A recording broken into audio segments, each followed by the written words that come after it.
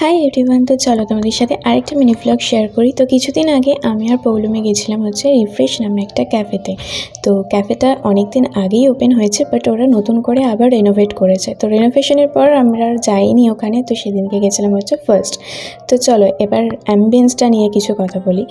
এক কথায় যেটাকে অসাধারণ বলে, মানে এত সুন্দর করে ওরা রেনোভেট করেছে পুরো ব্যাপারটা, যে কি অপূর্ব লাগছে কি বলবো। মানে চারিদিকটা এত সুন্দর, একটা মানে আলাদাই অ্যাস্থেটিক একটা ব্যাপার রয়েছে, আর তার সাথে রয়েছে একটা শান্ত নিরিবিলি এরকম একটা ব্যাপার। তো যাই হোক, ওখানে গিয়ে দেন আমরা কিছু অর্ডার করে নিয়েছিলাম, আর খুবই রিজনেবল প্রাইস ছিল সমস্ত খাবারে। তো তারপরে কিছু খাবার অর্ডার করে নিয়ে আমরা বসে গেছিলাম আমাদের গল্পে।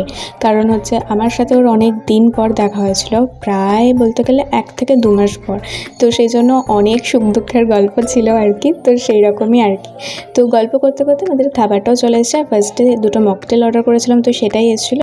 দেন ওটা একটু টেস্ট করার সাথে সাথে তারপরে আমাদের যে স্টার্টার আইটেমগুলো অর্ডার করেছিলাম সেগুলোও চলে এসেছিলো। তো আমরা স্টার্টারে নিয়েছিলাম একটা রেশমি কাবাব আর পিৎজা। খাবারের টেস্ট নিয়ে তো কোনো কথাই হবে না, খুবই ভালো ছিল। তো তোমরা যাও, যারা নবদ্বীপের মধ্যে আছো, ক্যাফেটায় ভিজিট করো আর খাবারগুলো ট্রাই করো।